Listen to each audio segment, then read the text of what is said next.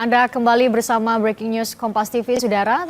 Mengenai sidang kasus kopi bersianida, tadi sudah menghadirkan ahli toksikologi forensik dari Universitas Udayana Bali, Imade Agus Galgal Wirasuta, dan saat ini sidang menghadirkan atau akan memintai keterangan ahli Edward Omar Syarif, ahli hukum pidana dari Universitas Gadjah Mada, guru besar di Fakultas Hukum Universitas Gadjah Mada Yogyakarta. Profesor Edi begitu biasa dipanggil, adalah peraih gelar profesor termuda di Indonesia, yakni pada usia 37 tahun menjadi profesor dari Fakultas Hukum Universitas Gadjah Mada. Dan di studio sudah bergabung bersama kami ada Bapak Ahyar Salmi, ahli hukum pidana. Pak Ahyar, hari ini adalah kali kedua ahli toksikologi dihadirkan dan tampaknya materinya adalah masih tetap sama untuk memastikan bahwa iya betul penyebab hilangnya nyawa Mirna adalah sianida. Sebegitu pentingnya untuk kemudian memastikan ini dan siapa yang memasukkan atau di kapan sianida tersebut dimasukkan. Ya, ada dua hal yang penting dalam kasus Mirna ini. Satu, apa yang menyebabkan dia meninggal atau mati? Sianida atau bukan? Itu pentingnya. Yang kedua adalah siapa yang memasukkan sianida itu. Dua hal ini. Yang lebih pelik menurut saya tadi adalah karena tidak sampai saat ini kelihatannya belum ada secara nyata begitu orang yang melihat bahwa yang memasukkannya adalah Jessica, jadi itu akan tidak jauh ada bukti lebih telak ya. telaknya di situ yang akan. Jadi kalau kita saksikan di ruang sidang, majelis hakim kembali masuk, Pak Kisworo dan dua anggota majelis hakim tampaknya akan kembali dibuka.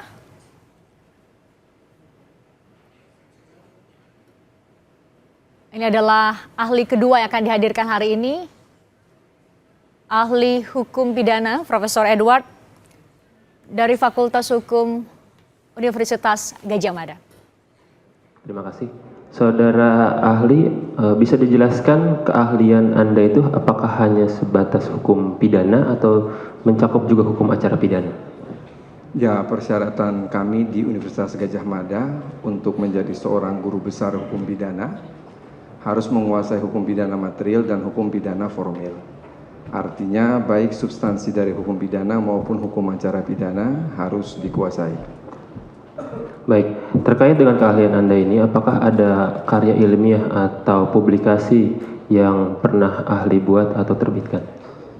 Kebetulan majelis yang mulia saya menulis beberapa buku, tetapi spesifikasi pada keahlian saya menulis buku prinsip-prinsip hukum pidana dan buku tentang teori dan hukum pembuktian. Dan ada beberapa banyak buku lainnya. Baik, saudara ahli. Sebelumnya Anda pernah diperiksa di BAP, apakah Anda tetap pada keterangan itu? Begini, ketika saya diperiksa di tingkat penyidikan, itu kalau saya tidak salah ingat, berita acara pemeriksaannya lebih dari 140 halaman yang mulia, tetapi sebetulnya inti dari BAP itu hanya ada 3 pertanyaan, pada pertanyaan nomor 10, nomor 11, dan nomor 12. Itu yang pertama yang ingin saya katakan. Yang kedua, saya memang sengaja untuk minta tidak disumpah. Mengapa saya meminta untuk tidak disumpah? Karena saya katakan bahwa ketika kita ditanyai dalam suatu berita acara pemeriksaan, ini kan penyidikan masih berjalan terus, sehingga jawaban kita sebatas pada bukti yang disodorkan oleh penyidik. Yang ketiga, berita acara pemeriksaan bukanlah barang bukti, dia hanya sebagai guidance. Yang menjadi bukti adalah apa yang ahli nyatakan dalam sidang pengadilan.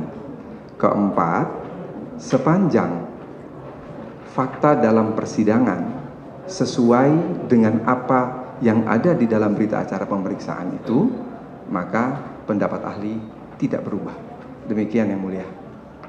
Baik, saudara ahli. Langsung saja saya ingin bertanya mengenai hukum pidana material. Bisa Anda jelaskan apa yang dimaksud itu dengan perbuatan pidana? Pada hakikatnya, perbuatan pidana secara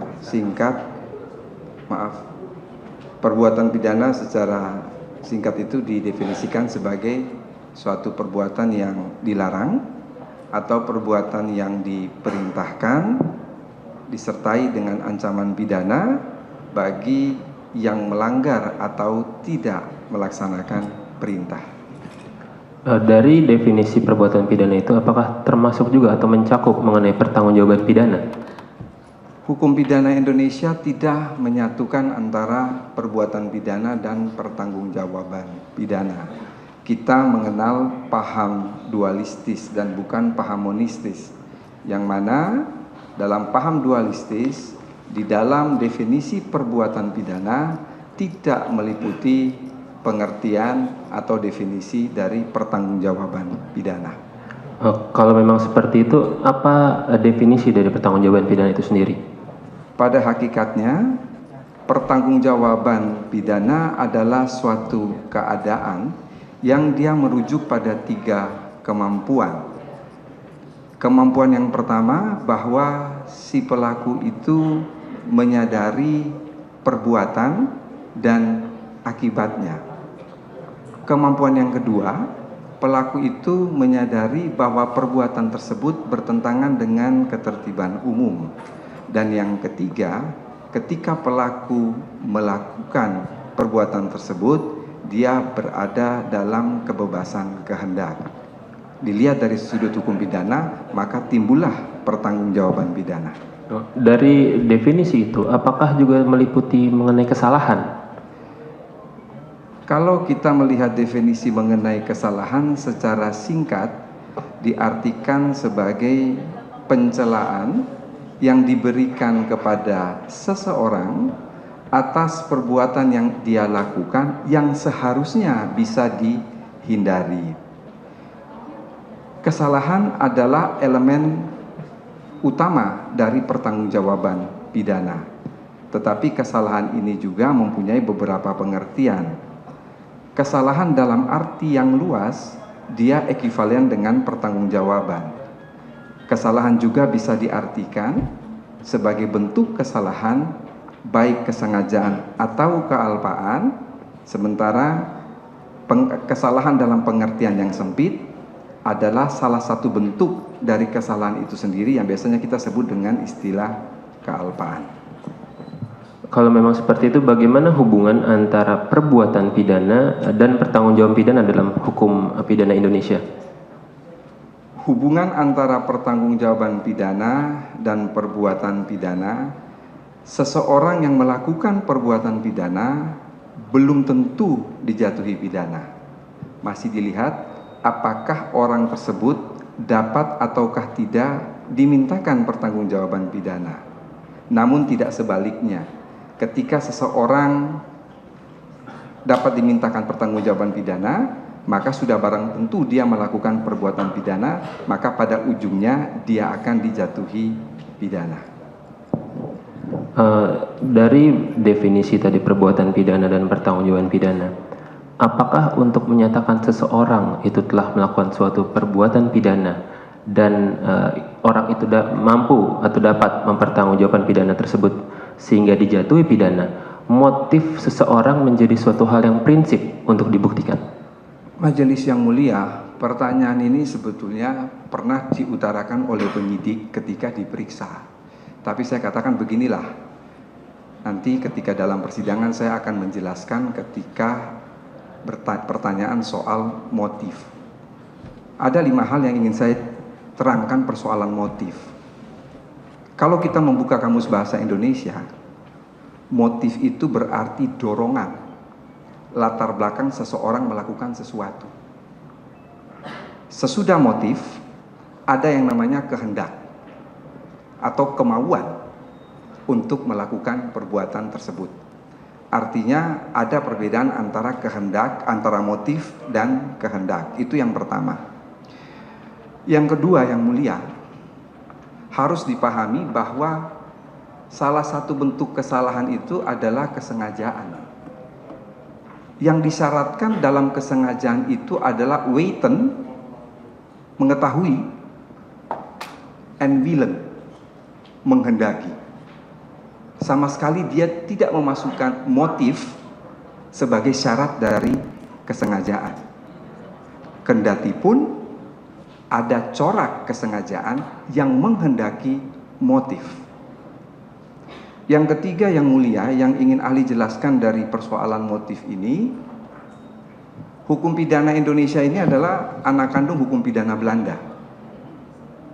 Di dalam hukum pidana Belanda, ada dua teori mengenai kesalahan. Kesalahan yang pertama adalah kesalahan secara psikologis. Kesalahan yang kedua adalah kesalahan secara deskriptif normatif. Kesalahan psikologis ini penganutnya diajarkan antara lain oleh Simons, sementara kesalahan deskriptif normatif ini diajarkan oleh Pompe. Karena itu dia mengatakan kesalahan itu pada hakikatnya adalah Normenvertreding. Normenvertreding itu adalah pelanggaran norma. Ketika hukum pidana ini dia masuk ke Indonesia, saya kira majelis yang mulia, penuntut umum maupun penasihat hukum, ketika kita belajar hukum pidana, kita mengenal satu nama yang namanya Mulyatno. Mengapa ini penting ahli kemukakan? Kebetulan saya dari Universitas Gadjah Mada, penasihat hukum lulusan UGM, ini penuntut umum mahasiswa saya juga lulusan UGM, jadi kita kawan seperguruan. Hanya saja harus memahami betul apa yang dikatakan oleh guru besar kita. Ketika itu diadopsi di Indonesia, yang mulia, Mulyatno melepaskan kesalahan secara psikologis. Yang digunakan adalah kesalahan secara normatif deskriptif. Ini pertama kali dikemukakan dalam pidato pengukuhan Mulyatno sebagai guru besar hukum pidana dalam upacara di Senatalis Universitas Gadjah Mada pada tanggal 19 Desember 1955. Dan sejak itu merubah praktek hukum di Indonesia maupun dari segi teoretik. Mengapa? Karena deskriptif normatif itu dia hanya ketika satu perbuatan memenuhi unsur delik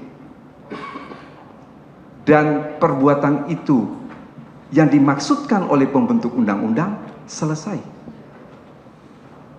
Deskriptif normatif meletakkan motif itu di luar persoalan perbuatan pidana.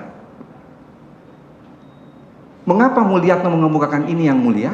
Jangan lupa bahwa Mulyatno itu selain seorang guru besar hukum pidana, dia juga adalah jaksa agung muda. Sehingga pola pikir yang dikemukakan oleh Mulyatno, dia mempermudah dalam lapangan penuntutan. Apa yang dikemukakan oleh Mulyatno itu bukan sesuatu yang asal maunya Mulyatno, tetapi dia mengikuti yang tadi ahli katakan, mengikuti pendapat Pompe, bahwa yang dianut adalah deskriptif normatif. Dan sejak itu dikemukakan yang mulia, dalam praktek pengadilan di Indonesia yang digunakan adalah deskriptif normatif. Sebab kritik Pompe terhadap Simons ketika menggunakan kesalahan dalam pengertian psikologis, maka setiap pengadilan menentukan apakah seseorang itu dapat dipertanggungjawabkan, maka dia harus mendatangkan seorang psikiater untuk menentukan apakah orang ini mampu bertanggung jawab ataukah tidak. Itu dianggap terlalu rumit, sehingga digunakanlah deskriptif normatif. Yang keempat yang ingin ahli jelaskan yang mulia, kalau toh digunakan ajaran kesalahan secara psikologis, tetap motif itu adalah sesuatu yang berada di luar perbuatan pidana. Motif itu dipakai sebagai hal yang meringankan atau memberatkan. Tegasnya, motif itu bukan suatu bestandil, bukan suatu elemen dari perbuatan pidana. Yang kelima, tadi ahli jelaskan bahwa untuk melihat apakah motif itu ada ataukah tidak, kita harus melihat pada suatu rumusan delik karena ada kesengajaan yang menghendaki motif. Demikian yang mulia. Baik, saudara ahli, tadi Anda terakhir mengatakan ada kesengajaan yang menghendaki motif dan itu tidak terlepas dari rumusan delik. Bisa Anda jelaskan lebih lanjut maksud itu apa? Begini yang mulia, kita belajar, kita semua fakultas hukum, di semester 2 kita belajar mengenai asas-asas hukum pidana. Di situ kita mengenal corak kesengajaan. ada corak kesengajaan sebagai maksud, ada corak kesengajaan sebagai kemungkinan, ada corak kesengajaan sebagai kepastian. Di luar 3 corak kesengajaan ini kita mengenal ada yang namanya jenis kesengajaan, tipe kesengajaan. Ada kesengajaan berwarna, ada kesengajaan tidak berwarna. Kalau kita mau pindah lagi, ada yang namanya jenis kesengajaan. Jenis kesengajaan ini kalau kita jumlahkan yang mulia, mulai dari corak kesengajaan, tipe kesengajaan, sampai jenis kesengajaan, ini jumlahnya ada 18. Dari buku saya ini saya jelaskan satu persatu. Sesudah sidang ini saya akan berikan kepada majelis yang mulia. Contoh konkret yang mulia, pasal di dalam KUHP yang menghendaki motif itu adalah pasal 378 KUHP. Saya bacakan pasal 378. 378 ini dia tidak hanya menghendaki motif, dia menghendaki motif, perbuatan, dan akibat. Saya bacakan ketentuan pasal 378. Barang siapa dengan maksud. Kalau rumusan delik itu menggunakan kata-kata dengan maksud yang mulia, maka di situ tidak ada kesengajaan lain selain kesengajaan sebagai maksud. Kesengajaan sebagai maksud itu apa? Kesengajaan sebagai maksud itu membutuhkan motif. Harus ada motif, ada perbuatan, ada akibat. 378 itu menghendaki semuanya. Motifnya apa? Untuk menguntungkan diri sendiri atau orang lain. Caranya apa? Caranya itu adalah secara melawan hukum dengan memakai nama palsu atau martabat palsu, dengan tipu mulsiat atau rangkaian kebohongan, menggerakkan orang lain. Nah, apa akibat yang dikehendaki?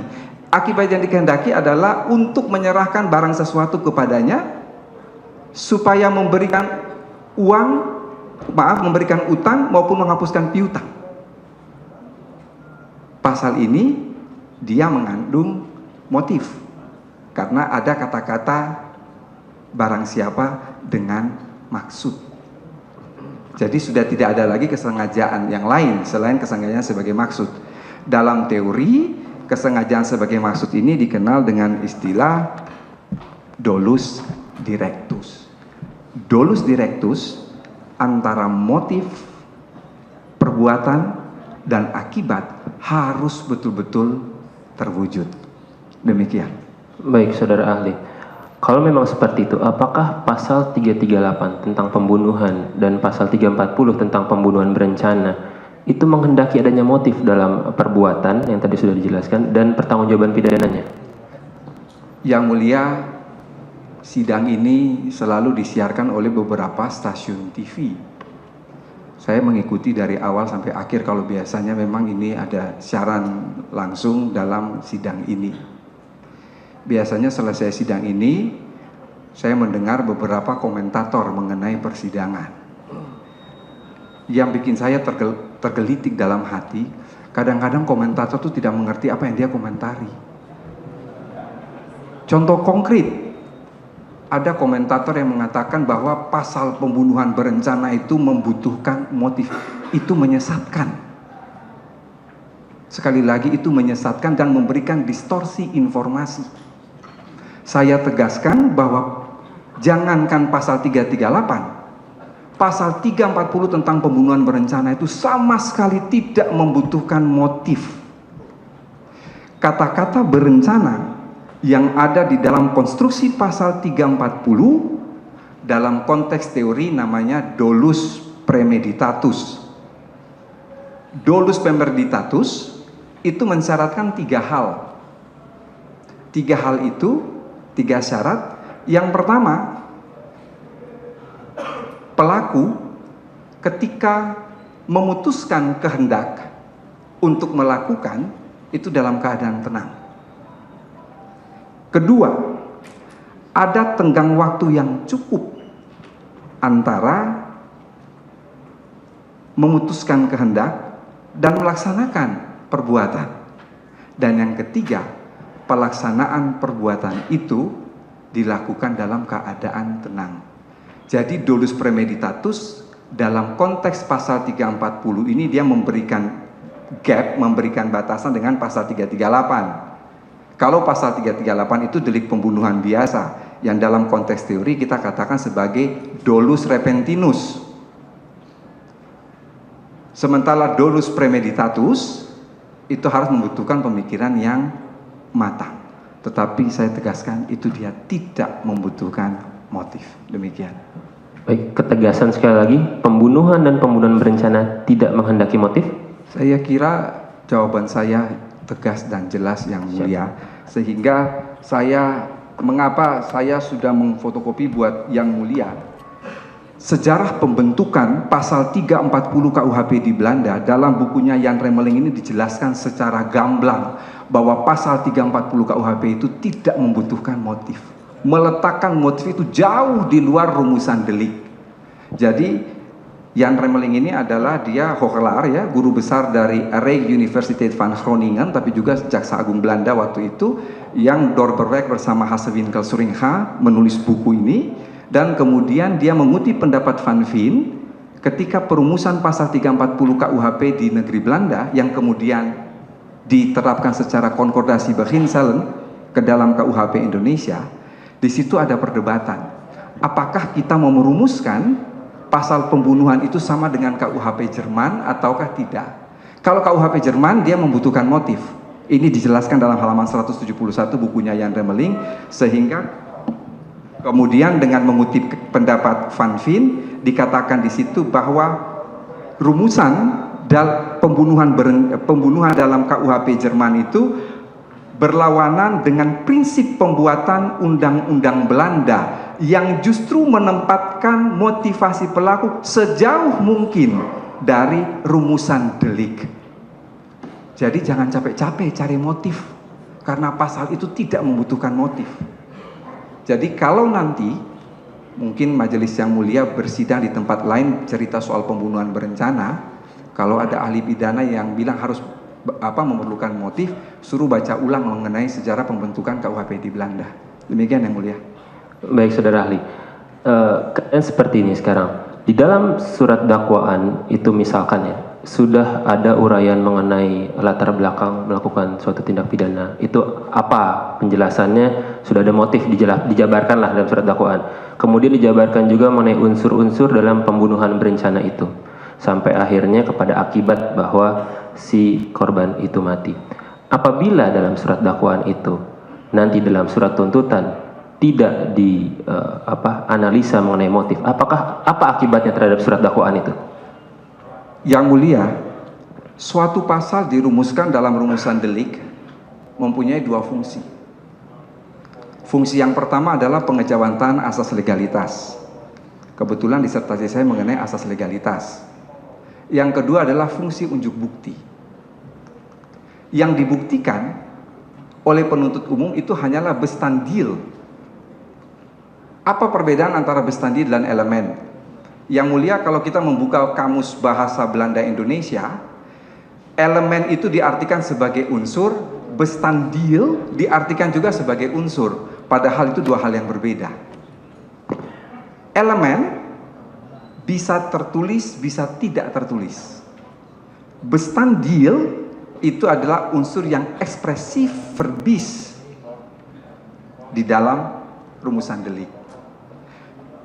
Penuntut umum hanya diembani kewajiban membuktikan bestandil.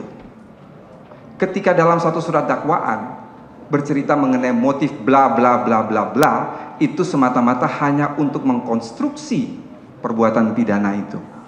Yang dibuktikan oleh penuntut umum hanyalah sebatas bestandil dari pasal yang didakwakan. Di luar dari itu bukanlah tugas penuntut umum. Dan memang rumusan pasal itu tidak menghendaki pembuktian di luar bestandil. Demikian yang mulia.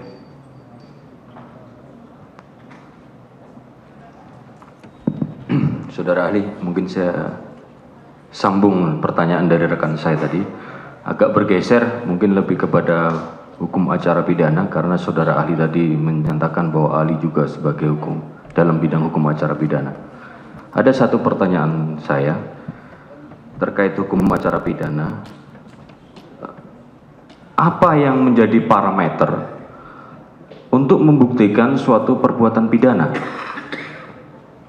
Yang mulia, ketika kita berbicara mengenai pembuktian, maka ada 6 ukuran secara teoretik yang digunakan. 6 ukuran secara teoretik yang digunakan itu, yang pertama yang dikenal dengan istilah Bowes Theory. Bowes Theory itu adalah teori pembuktian yang digunakan. Dalam hukum pidana di Indonesia, teori pembuktian yang digunakan itu adalah negatif wettelijk Bowes Theory. Hakim memutuskan perkara berdasarkan alat bukti ditambah dengan keyakinan. Yang kedua, kita bicara soal bewijsmiddelen. Bewijsmiddelen itu adalah alat-alat bukti. Dalam konteks hukum pidana Indonesia, itu merujuk pada pasal 184. Dimulai dengan keterangan saksi, keterangan ahli, surat, kemudian petunjuk dan keterangan terdakwa. Yang ketiga adalah bewijsvoering. Bewijsvoering itu cara memperoleh, menemukan, mengumpulkan, sampai pada menyampaikan bukti di sidang pengadilan. Yang ketiga ini, yang mulia, celakanya dalam kitab undang-undang hukum acara pidana ini, dia tidak mengatur secara tegas. Yang keempat, kita berbicara soal bewijslast, beban pembuktian. Beban pembuktian itu tentunya kepada penuntut umum, kecuali dalam hal-hal tertentu lalu terdakwa disuruh membuktikan sebaliknya. Yang kelima, kita berbicara soal bewijs minimum. Minimum bukti yang digunakan untuk memproses suatu perkara pidana yang dalam konteks hukum pidana Indonesia, hukum acara pidana, dia memerlukan minimum 2 alat bukti. Dan yang terakhir, kita bicara soal bewijskracht atau weight of proof, itu berarti berbicara mengenai kekuatan pembuktian. Kekuatan pembuktian itu sepenuhnya adalah otoritatif hakim. Karena hakim yang mengikuti mulai dari awal sampai akhir jalannya suatu perkara. Sehingga hakim yang akan menentukan mengenai bobot bukti, mana yang kuat, mana yang lemah. Silahkan baik penuntut umum maupun penasihat hukum mempresentasikan bukti itu, kekuatan pembuktian dikembalikan kepada pertimbangan majelis yang mulia. Demikian. Saudara ahli, tadi saya catat ada beberapa pernyataan ahli terkait bewijsmiddelen, ya, atau alat bukti. Jadi pertanyaan saya kepada ahli, apakah dalam memutus suatu perbuatan pidana, apakah semua alat bukti itu harus ada? Yang tadi sudah sampaikan dari 184 tadi. Kalau pertanyaan itu kita kaitkan dengan bewijs minimum, maka dari 5 alat bukti, minimum adalah 2 alat bukti.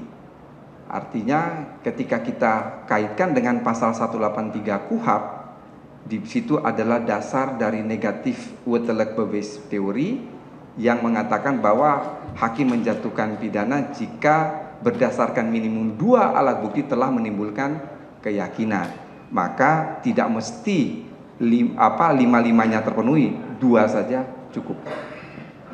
Sehingga tidak perlu ke-5-5-nya. Tidak perlu ke-5-5-nya, ya. Tadi saudara bilang juga tidak perlu ke-5-5-nya, 2 cukup. Menarik di sini ketika di kasus ini. Saya tidak bicara kasus ini, ya, maaf. tidak di kasus ini. Saya koreksi.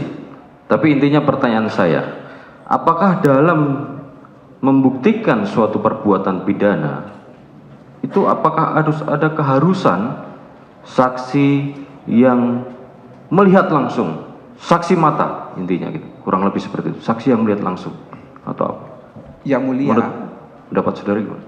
Yang mulia, saksi mata atau eyewitness di dalam teori pembuktian dikenal sebagai direct evidence, bukti langsung. Tetapi di dalam teori pembuktian juga kita mengenal yang namanya circumstantial evidence. Circumstantial evidence itu bukti tidak langsung lalu kemudian berdasarkan fakta-fakta yang ada, bisa dibuktikan apakah itu dari surat, dari keterangan saksi, dari keterangan ahli, dari keterangan terdakwa, kemudian diperoleh petunjuk, maka hakim dapat memutuskan perkara tanpa adanya direct evidence. Demikian.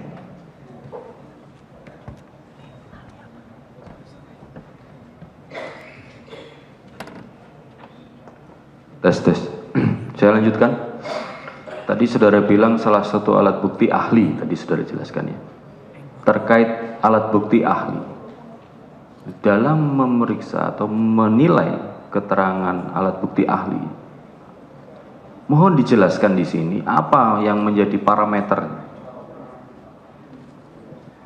Yang mulia, di dalam buku yang saya tulis mengenai teori dan hukum pembuktian, saya merujuk pada beberapa pendapat ahli, baik yang ditulis oleh Ian Dennis dan Thomas Hackinson atau juga Arthur Best. Pada dasarnya ada 5 hal yang berkaitan dengan alat bukti keterangan ahli. Yang pertama itu adalah mengenai kualifikasi ahli. Kualifikasi ahli ini ada 2 kemungkinan yang mulia. Dia memperoleh keahliannya dari pendidikan resmi pada suatu derajat akademik tertentu, atau yang kedua, dia tidak pernah mengikuti pendidikan resmi, pendidikan formal, tetapi berdasarkan pengalaman. Ini kita berbicara mengenai kualifikasi ahli. Yang kedua yang mulia, kita akan berbicara mengenai objektivitas ahli. Objektivitas ahli itu, ahli tidak boleh terkait dengan perkara yang sedang disidangkan. Artinya apa? Tidak boleh menjadi ahli misalnya korban atau pelakunya itu merupakan keluarganya. Ini akan dia mengganggu persoalan objektivitas. Yang ketiga yang mulia, itu kita akan berada pada apa yang disebut sebagai jenis keterangan ahli. Jenis keterangan ahli itu ada 5. Yang pertama adalah ahli yang hanya menjelaskan dari segi bahasa. Yang kedua ada ahli yang menjelaskan secara teknis mengenai suatu prosedur. Yang ketiga ada ahli yang menjelaskan suatu peristiwa atau suatu suatu perbuatan ini berdasarkan fakta-fakta yang sudah dia himpun terlebih dahulu, baik itu informasi yang berada di mass media atau dia datang menonton sidang sendiri dan lain sebagainya. Yang keempat adalah ahli yang ketika akan memberikan keterangan, dia harus melakukan suatu observasi, penelitian atau pengamatan, baik terhadap pelaku, terhadap korban, atau terhadap instrumentum sceleris. Instrumentum sceleris itu adalah alat-alat yang digunakan untuk melakukan kejahatan. Ahli harus melakukan penelitian itu, baru kemudian dia memberikan keterangan. Yang kelima yang mulia, ini adalah ahli yang ketika memberikan keterangan berdasarkan pengetahuan, dia tidak perlu untuk melakukan tindakan-tindakan penelitian, observasi, pengamatan, atau pemeriksaan.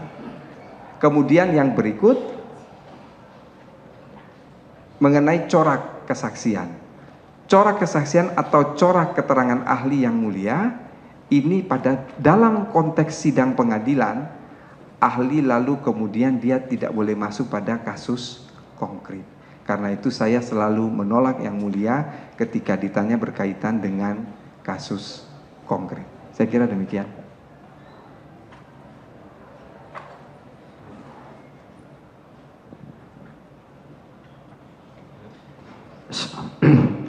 Saya lanjutkan.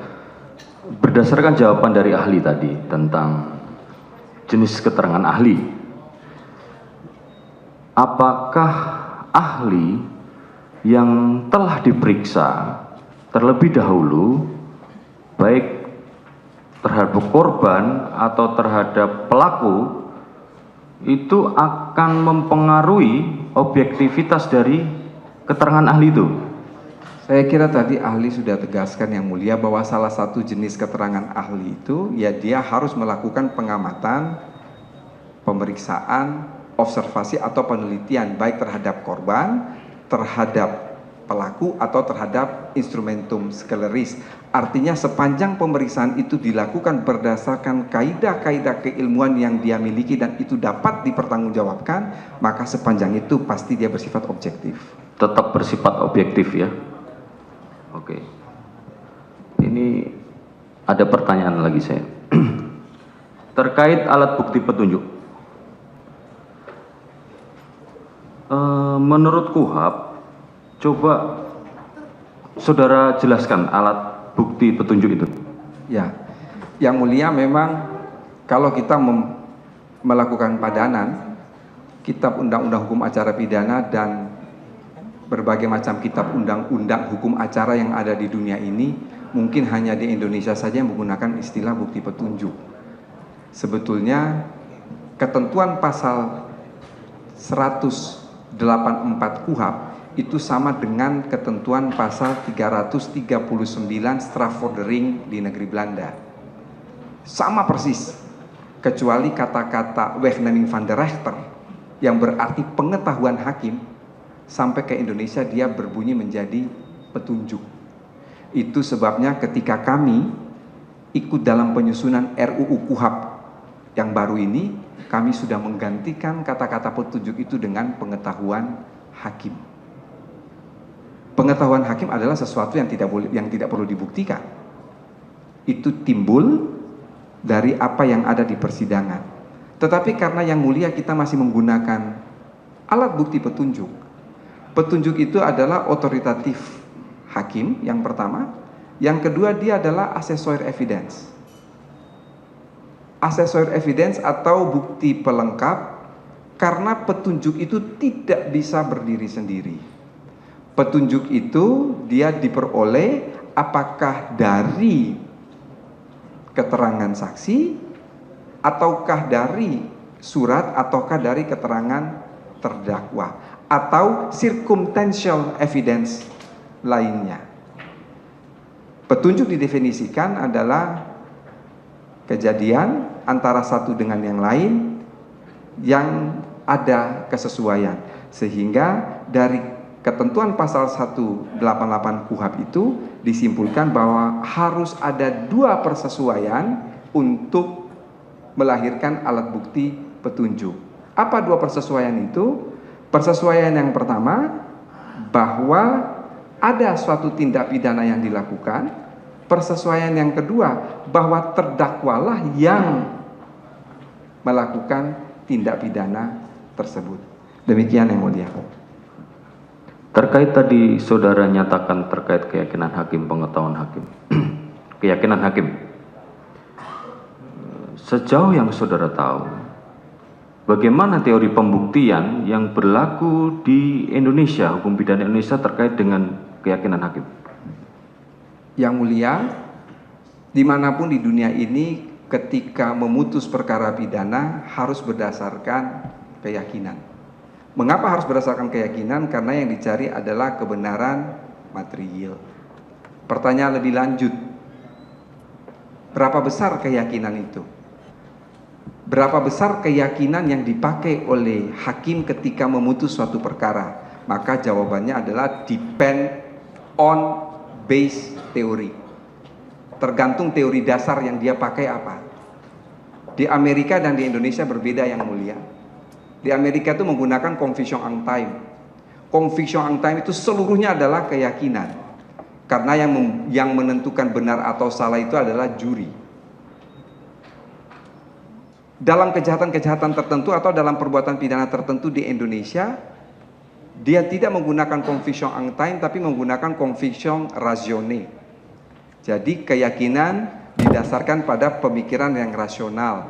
Contoh konkret itu perkara tilang. Perkara tilang itu Pelaku tidak perlu datang, dia bisa mengkuasakan kepada orang lain. Begitu dia datang, hakim ketok palu bayar sekian. Itu keyakinan yang rasional. Yang dipakai di Indonesia ini adalah negatif betelek bewijs teori. Jadi keyakinan dibalancing dengan alat bukti. Ada keyakinan tanpa alat bukti, majelis tidak boleh menghukum terdakwa. Ada alat bukti tanpa keyakinan, majelis pun tidak boleh menghukum terdakwa. Ada alat bukti dan ada keyakinan, boleh menghukum terdakwa. Demikian.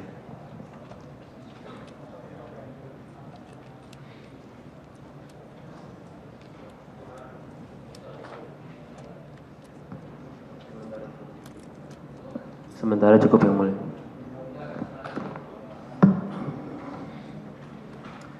Terima kasih, ini adalah ahli. Memang nggak enak juga bicara sama satu perguruan kayaknya. Kita juga sama-sama mengajar di Gajah Mada dan satu.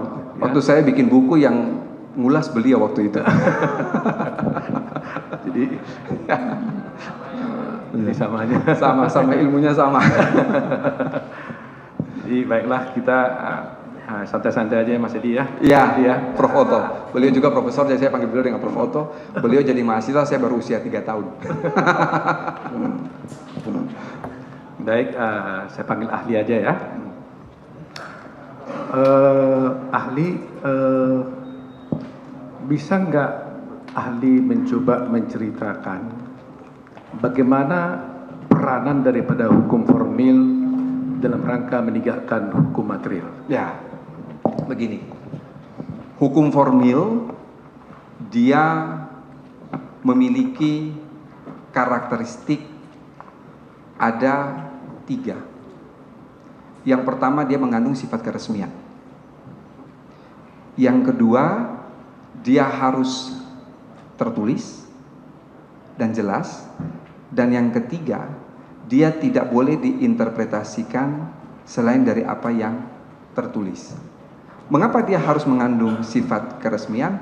Yang mulia, dimanapun yang namanya hukum acara pidana di dunia ini, harus diakui bahwa sedikit banyaknya dia mengekang hak asasi manusia. Orang digeledah, ditangkap, disita, ditahan, itu belum tentu pada akhirnya dia dinyatakan bersalah. Karena itu memang dia bersifat strict.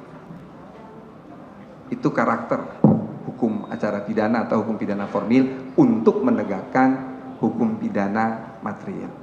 Demikian. Jadi memang hukum formil itu perlu, bahkan tidak bisa diinterpretasikan lain daripada apa yang tertulis. Dan kalau hukum acaranya dilanggar dalam rangka menegakkan suatu hukum material, apakah itu bisa dibenarkan? Ini pertanyaan yang paling bagus, yang mulia. Dan saya harus menjawab. Kalau saya bicara dalam konteks teori, maka yang dijunjung tinggi itu adalah due process of law. Di dalam due process of law, apabila perolehan bukti, pengumpulan bukti, penyampaian bukti tidak sesuai dengan hukum acara, maka mengakibatkan bukti itu harus di-ignore, diabaikan. Unfortunately, sayangnya, KUHP kita tidak mengenal itu. KUHP kita itu, yang mulia, dia disusun tahun 1970-an sampai disahkan Undang-Undang Nomor 8 tahun 1981. Dia tidak mengikuti kaidah due process of law. Dia mengikuti kaidah crime control model. Crime control model itu mau tidak mau, suka tidak suka, dia tidak menjunjung tinggi hak asasi manusia. Tapi kita harus aware, kita harus sadar betul. Jangan lupa KUHP itu, maaf, disusun pada zaman Orde Baru. Yang persoalan HAM itu memang di-ignore. Sehingga ketika berbicara mengenai hukum positif yang tadi berpegang pada asas lex serta, lex scripta, dan lex stricta, memang tidak ada konsekuensi logis menurut KUHP apabila penegakan hukum material itu tidak dilaksanakan.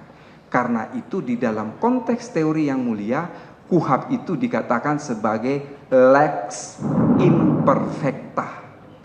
Banyak kewajiban di dalam KUHP, tetapi tidak ada konsekuensi hukumnya.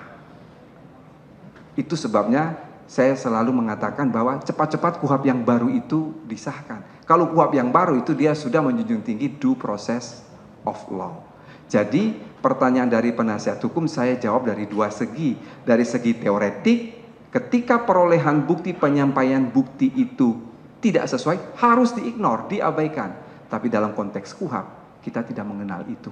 Dalam KUHP tidak mengenal yang namanya unlawful legal evidence, tidak ada. Perolehan bukti dengan jalan yang tidak sah itu akan menggugurkan perkara, no sense, tidak ada dalam KUHP kita. Itu kelemahan. Ada beberapa konsekuensi yang mulia, saya kasih contoh konkret pasal 192 KUHP. 192 KUHP itu dikatakan bahwa putusan majelis hakim harus memuat, ketika dinyatakan bersalah harus memuat poin A, B, C, D, F sampai K. Ayat 2-nya mengatakan apabila tidak di ini maka putusan batal demi hukum. Itu ada konsekuensi di situ. Celakanya dalam KUHP kita yang bernuansa crime control model, dia tidak menetapkan akibat hukum ketika prosedur itu dilanggar. Demikian yang mulia. Baik. Saudara tadi menjelaskan tentang bahwa persidangan itu harus dilaksanakan dengan due process of law. Putusan hakim didasarkan demi keadilan yang berketuhanan yang Maha Esa. Apakah menurut ahli, seyogianya, kalau saudara pun katakan tadi tidak tegas diatur tentang tidak berlakunya suatu illegal evidence atau unlawful evidence itu, apakah menurut saudara demi keadilan yang berketuhanan yang Maha Esa dan demi tercapainya due process of law, apakah hakim seyogianya juga bisa menerapkan prinsip yang pertama tadi secara teoritis, bahwa kalau ada illegal evidence atau unlawful evidence itu harus dikesampingkan menurut saudara? Menurut saya itu sepenuhnya dikembalikan kepada pertimbangan hakim. Karena selama hakim memutus didasari pada pertimbangan yang logis, maka itu dapat diterima. Oleh karena itu tadi dalam jawaban ahli tegaskan bahwa secara due process of law itu dipentingkan. Persoalannya KUHP kita tidak mengikuti due process of law, melainkan crime control model. Demikian.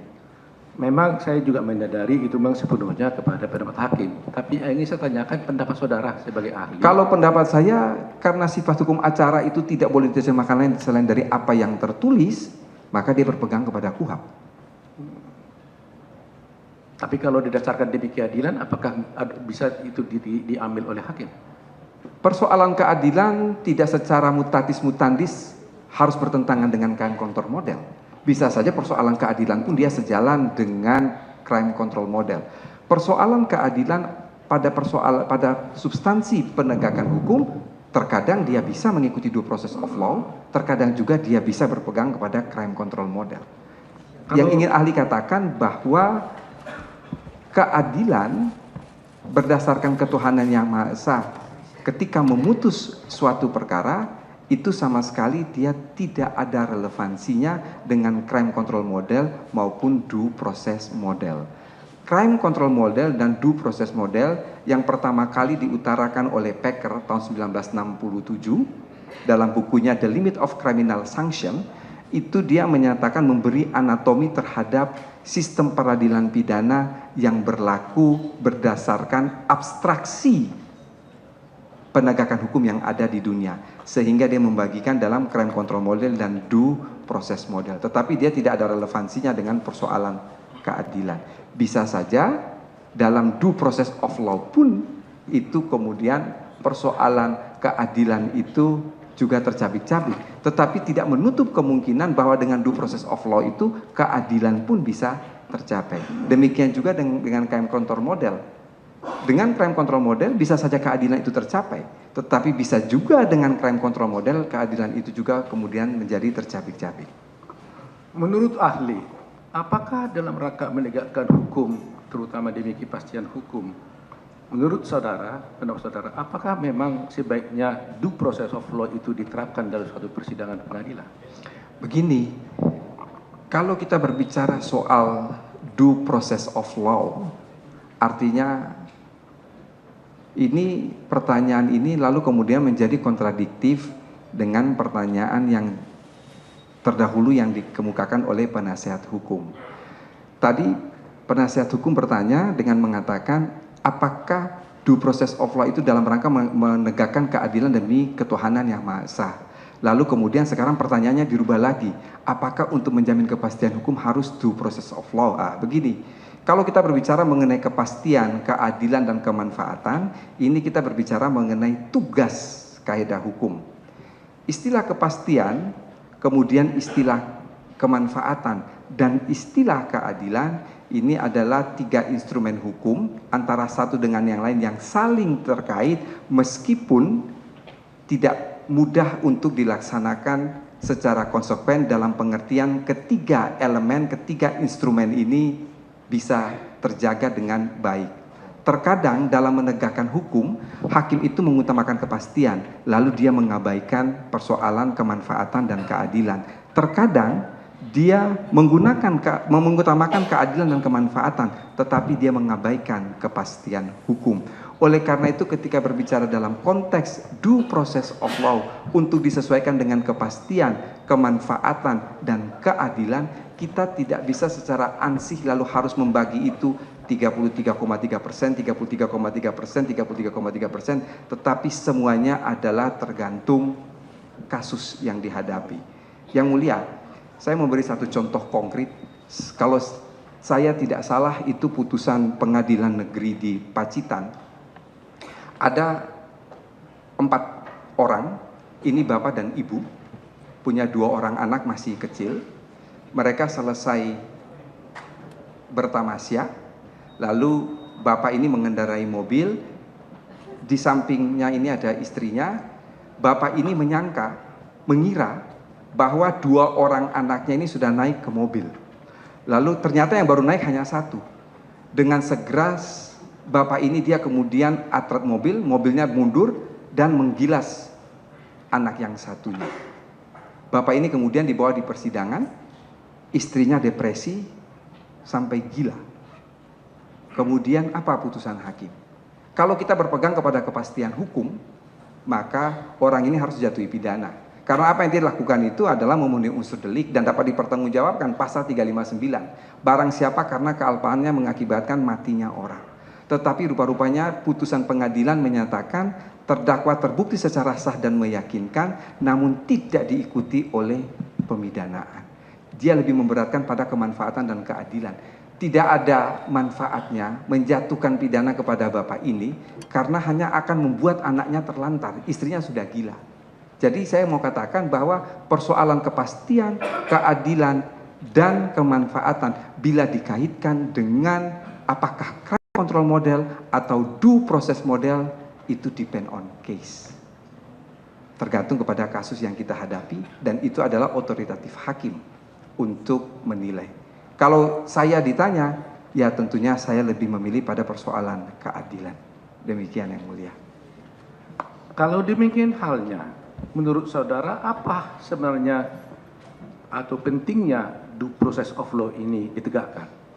Begini, due process of law itu kalau kita lihat ada 2 hal. Yang pertama, jangan sampai perlakuan terhadap seorang tersangka itu di luar batas-batas yang ditentukan oleh undang-undang. Dan yang kedua, harus memastikan bahwa prosedur yang dilakukan oleh aparat penegak hukum itu sesuai dengan aturan. Yang mulia, di dalam bukunya Packer itu dia jelaskan secara rinci bahwa crime control model dan due process model bukanlah 2 hal yang berlawanan. Tetapi antara crime control model dan due process model adalah nilai-nilai yang saling bersaing. Mengapa dia saling bersaing? Karena keduanya mempunyai landasan filosofis yang berbeda. Yang mulia, due process of law, dia didasarkan pada landasan filosofis, jangan sampai menghukum orang yang tidak bersalah. Sementara crime control model, dia lebih pada suatu landasan filosofis, jangan sampai pelaku kejahatan lolos dari jeratan hukum. Jadi tidak mungkin akan ketemu karena yang satu mau menghukum, yang satu mau membebaskan. Tetapi dikatakan oleh Becker bukan saling berlawanan, tetapi nilai-nilai yang saling bersaing. Demikian. Bagaimana pendapat saudara tentang satu adagium atau prinsip hukum yang mengatakan lebih bagus membebaskan 1.000 orang yang bersalah ketimbang harus menghukum satu orang yang tidak bersalah? Ya. Bagaimana pendapat saudara? Semua hakim di dunia menggunakan postulat itu. Lebih baik tidak menghukum orang yang bersalah daripada menghukum orang yang tidak bersalah. Mengapa demikian? Hakim ini kan boleh dikatakan bahwa profesi yang mendapat mandat langsung dari Tuhan. Karena itu memang yang dipentingkan bagi seorang hakim ada dua hal, integritas dan kapasitas intelektual.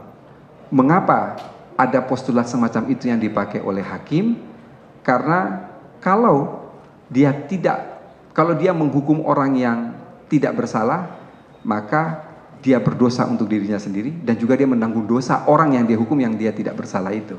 Tetapi kalau dia membebaskan orang yang dia lebih baik membebaskan orang yang bersalah, maka kalau terjadi segala sesuatu, individu yang bersangkutan akan bertanggung jawab kepada Tuhan yang Maha Esa. Itu memang postulat yang dipakai oleh hakim demikian. Dan itu biasanya memang apabila yang namanya beyond reasonable doubt, keraguan yang ada itu berada di bawah ambang batas, maka dia akan menggunakan postulat itu. Demikian. Terima kasih. Sebelum saya tanya, ahli sudah menjelaskan tadi, tapi saya mau mendalami terus. Coba jelaskan pada kami, pada persidangan ini, apa yang dimaksud dengan beyond reasonable doubt? Ya, beyond reasonable doubt itu sebetulnya dia tidak dikenal atau boleh dikatakan bahwa dia digunakan sepenuhnya dalam sistem juri di Amerika. Mengapa? Karena dia menggunakan conviction ang time. Conviction ang time itu adalah keyakinan penuh. Sebab yang menentukan guilty or not guilty itu adalah juri. Tetapi jangan lupa, hakim di Amerika punya hak veto. Dalam titik yang paling ekstrim, ketika semua juri mengatakan bahwa terdakwa tidak bersalah, tetapi kalau hakim punya keyakinan bahwa terdakwa bersalah, dia boleh menjatuhkan hukuman. Dia punya hak veto. Karena itu dasarnya adalah conviction ang time. Dalam konteks di Indonesia, kita tidak menggunakan conviction ang time. Negatif betelek bawes teori itu 50-50. Dia meletakkan keyakinan 50%, meletakkan alat bukti 50%. Oleh karena itu dikatakan untuk menjatuhkan pidana minimal 2 alat bukti menimbulkan keyakinan.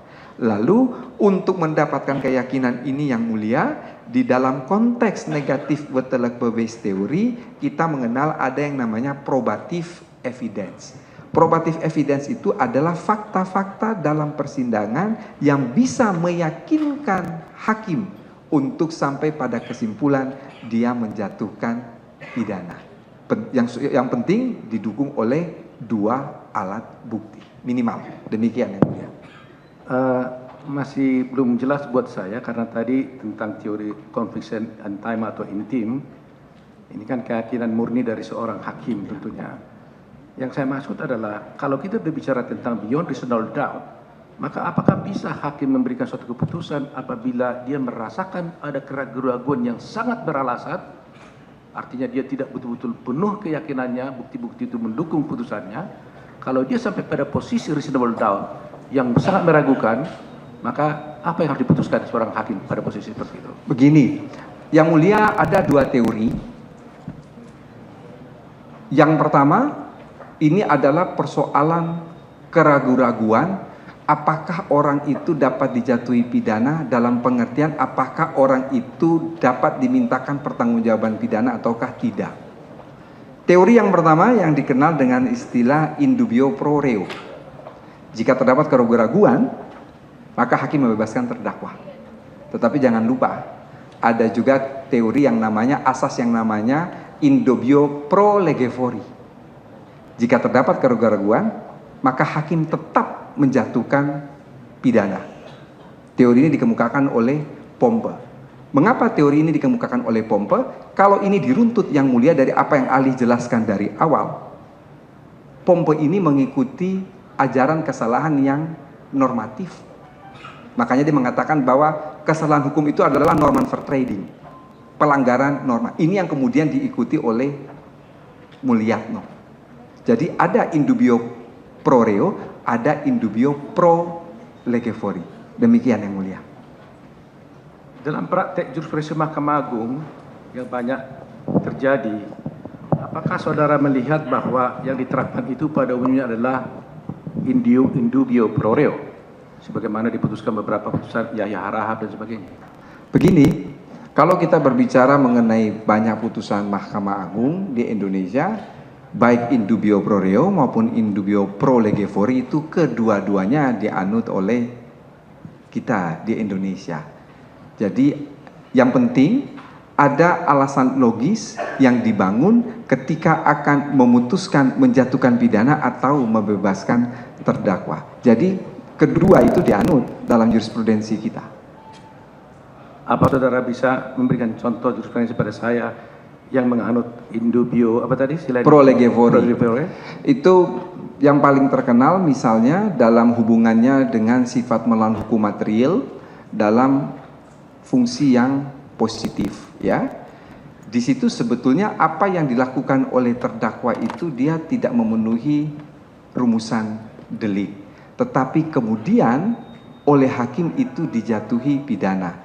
Itu yang paling gampang adalah dalam kasus Raden Sonson Natalegawa, Direktur Bank Bumidaya yang memberikan kredit kepada perusahaan real estate, ya, PT Java Building, padahal waktu itu ada surat edaran Gubernur Bank Indonesia yang ditandatangani oleh Rahmat Saleh untuk bank tidak boleh memberikan kredit kepada perusahaan real estate. Sebetulnya di dalam surat edaran Rahmat Saleh sebagai Gubernur Bank Indonesia itu hanya menyatakan bahwa apabila terjadi pelanggaran terhadap surat edaran hanya sanksi administrasi. Tetapi di sini ternyata hakim menjatuhkan pidana, bukan administrasi. Artinya apa? Dia bukan pada indubio pro reo, tapi pada indubio pro lege fori. Sebaliknya, dikaitkan dengan sifat melawan hukum material dalam fungsi yang negatif, itu pun pernah terjadi di indubio pro reo dalam kasus Mahrus Effendi soal distribusi 9 bahan pokok menjelang Hari Raya Natal dan Tahun Baru dalam putusan Mahkamah Agung tanggal 15 Januari 1967. Jadi baik ada yang indubio pro lege fori, ada juga indubio pro reo. Demikian yang mulia. Banyak orang berpendapat bahwa putusan Natalegawa tadi itu, Raden Sonson itu sebenarnya bukan penerapan pada indubio pro reo atau indubio lege fori, pro lege fori. Ya. Tapi itu adalah hanya perbedaan penafsiran tentang hukum. Karena kalau dimasukkan tentang teori indubio pro reo, itu kaitannya adalah dengan bukti-bukti yang ada, bukan tentang kaidah hukum, bukan elemen hukum gitu loh. Tidak, ya. Jadi ini perlu ada, saya lihat pendapat begitu ya. Nah, jadi artinya kalau melihat indubio pro reo itu adalah ada bukti-bukti yang tidak meyakinkan hakim, membuat dia ragu sehingga diterapkanlah prinsip indubio pro reo. Tapi kalau soal kasus Natalegawa itu tidak persoalan bukti, buktinya lengkap semuanya, cuma ada kaidah hukum yang ditafsirkannya berbeda dengan apa yang seharusnya. Yang mulia, yang namanya indubio pro reo, faktor yang menyebabkan keraguan pada hakim itu tidak hanya sebatas bukti, termasuk pada interpretasi pasal pun berlaku indubio pro reo. Oleh karena itu perhatikan pasal 1 ayat 2 KUHP.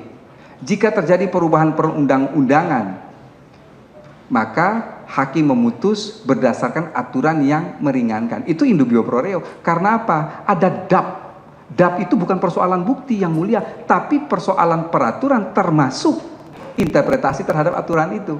Jadi kata-kata indubio pro reo, DAP di situ dalam bahasa Latin dubio, persoalan keraguan-keraguan itu tidak semata-mata bukti. Perubahan aturan pun dianggap hal yang dapat membuat hakim itu ragu. Jadi satu contoh konkret yang ingin ahli katakan, pasal 1 ayat 2 KUHP itu adalah indubio pro reo. Nah, jadi kalau itu diterapkan seperti tadi, kalau di kasus Natalegawa itu, saya kata pendapat orang dan juga mungkin pendapat saya, itu bukan karena dia ragu tentang peraturannya, tetapi memang dia ingin menafsirkan lain, karena kalau ragu-ragu itu kan ada yang ragu, ada yang tidak clear, tidak jelas, ya, terutama juga umpamanya tengah waktu dan sebagainya. Tapi Lata Legawa kasusnya jelas, pasalnya jelas, buktinya jelas, tapi dia menerapkan tafsiran hukum yang berbeda. Tapi itu mungkin bisa pendapat saya kira pendapat saya itu masuk dalam indubio pro reo maupun indubio pro lege fori. Ya. Saya ingin bertanya soal motif ya. Di dalam pasal 30 kan di sana dikatakan bahwa dengan sengaja merencanakan suatu pembunuhan gitu. Tadi saudara mengatakan tidak selalu perlu motif.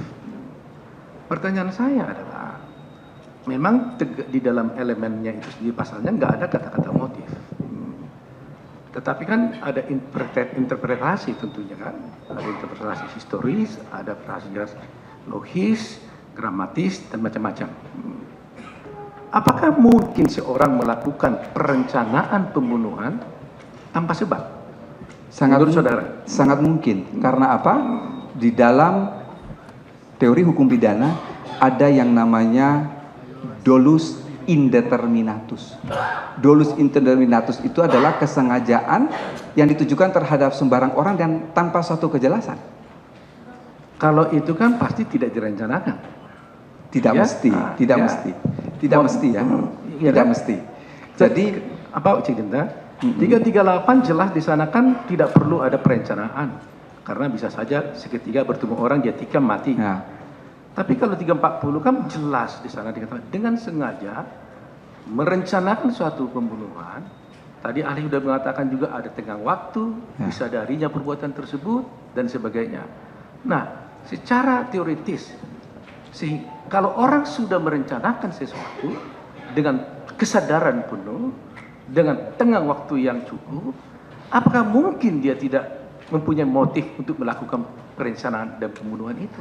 ada atau tidak adanya motif itu bukan merupakan bagian untuk terwujudnya suatu delik yang harus dibuktikan oleh penuntut umum. Saya kebetulan yang mulia membuat juga buku mengenai asas legalitas dan penemuan hukum dalam hukum pidana. Penemuan hukum dalam hukum pidana ketika kita melakukan penafsiran itu ada urutannya. Yang paling pertama kita lihat adalah yang kita sebut dengan istilah interpretasi gramatikal. Ketika interpretasi gramatikal itu tidak memberikan jawaban yang pasti, maka kita akan kembali kepada interpretasi historis. Apa maksud pembentuk undang-undang? Oleh karena itu saya bersikukuh mengatakan bahwa pasal 340 itu memang tidak membutuhkan motif, sebab interpretasi historisnya memang tidak dimaksudkan untuk ada motif. Bandingkan dengan pasal dalam pembunuhan dalam konteks KUHP Jerman, itu dia sebutkan motifnya apa, itu ada di situ. Meskipun dia tidak menyebutkan secara tegas ekspresif bahwa harus bermotif ini tidak. Seperti yang tadi ahli contohkan dalam konteks pasal 378. 378 itu membutuhkan motif. Jadi ada motifnya menguntungkan diri sendiri atau orang lain. Cara-caranya itu ada, akibatnya menimbulkan hutang atau piutang. Jadi itu yang harus dipakai ketika kita melakukan, orang bebas melakukan interpretasi, apalagi dalam konteks penemuan hukum. Tetapi kan ada kaidah-kaidah yang digunakan. Sehingga kembali kepada konteks pasal 340, kata-kata berencana sama sekali tidak dimasukkan untuk persoalan motif, tetapi menandakan corak kesengajaan dolus premeditatus.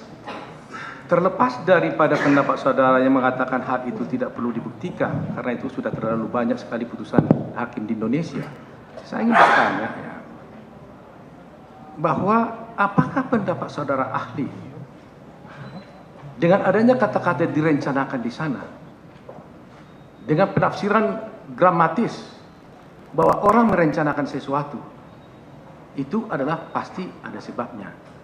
Apakah saudara juga tidak punya apa pandangan saudara tentang hal itu?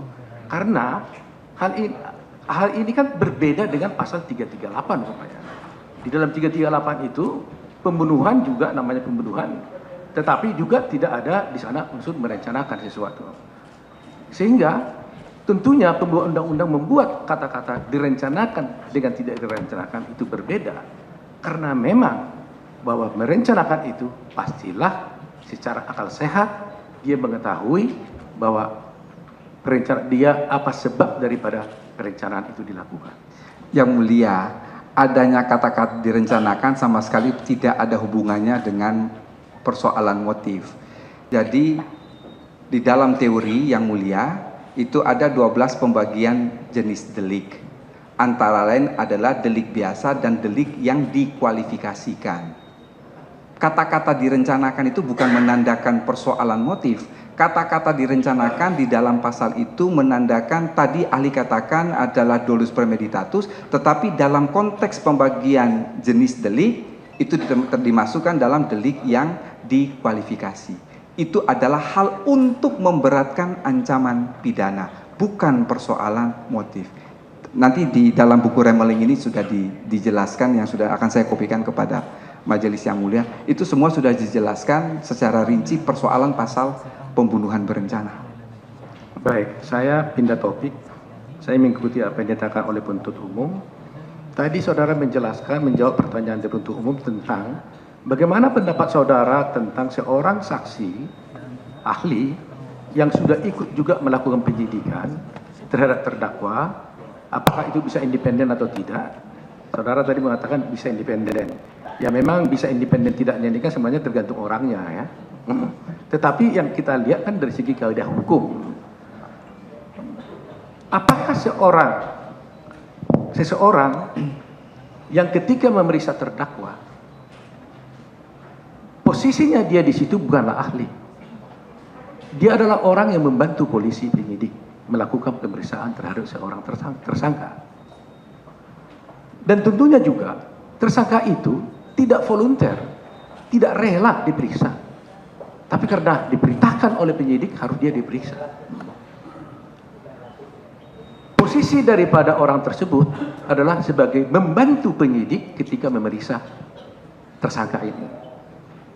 Hasilnya dengan confidential basis, rahasia, hasilnya itu diberikan kepada polisi. Tapi serta-merta dia tampil kembali di persidangan dalam berganti posisi sebagai ahli. Tidak lagi sebagai pembantu penyidikan tadi. Menurut saudara, apakah ini bisa dikatakan independen atau ini bisa dibenarkan dalam suatu proses yang berdasarkan keadilan? Ya, yang mulia, saya kira memang dalam penyidikan ketika dibutuhkan pemeriksaan pastilah ahli yang memeriksa ya, bukan orang sembarangan. Justru kalau orang sembarangan maka kualitas pemeriksaan itu menjadi diragukan. Mestinya adalah ahli yang kompeten memeriksa sesuatu hal. Tidak mungkin misalnya ketika memeriksa kesehatan jiwa yang kita panggil dokter hewan, kan tidak mungkin. Pasti adalah dokter, seorang psikiater atau seorang ahli jiwa. Pasti adalah ahli untuk mendukung relevansi bukti itu, ya. Karena begini yang mulia, ada 4 fundamental dalam pembuktian. Yang pertama yang kita sebut dengan istilah relevan, yang kedua itu adalah admissible. Ketika kita berbicara relevan sudah barang tentu adalah apa yang akan dibuktikan itu dia akan relevan dengan kasus yang sedang ditangani. Yang kedua ini adalah admissible.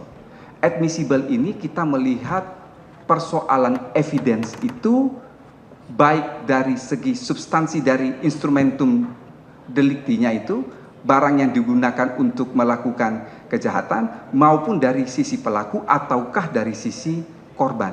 Itu pun yang melakukan pemeriksaan atau haruslah seorang ahli. Jadi tidak dapat dikatakan bahwa dia pembantu penyidik. Dia adalah ahli, dia harus bersertifikasi. Justru kalau dia bukan ahli, mengenai persoalan admisibilitas akan diragukan.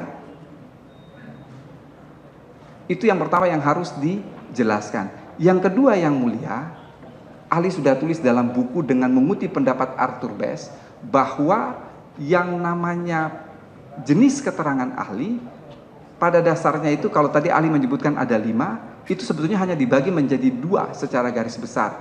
Ahli yang sebelum memberikan keterangan di depan sidang pengadilan, dia harus melakukan pemeriksaan dulu, baik terhadap pelaku, terhadap korban, ataukah terhadap instrumentum delikti, barang yang digunakan untuk melakukan kejahatan. Tidak bisa tiba-tiba dia datang di pengadilan lalu kemudian bercerita. Lalu apa dasar dia melakukan memberikan pendapatnya? Padahal untuk memperoleh bukti yang valid itu ada kewajiban. Apa yang dia lakukan? Ya harus melakukan pemeriksaan. Nah, ini yang kemudian dikategorikan oleh Artubes dalam jenis keterangan ahli.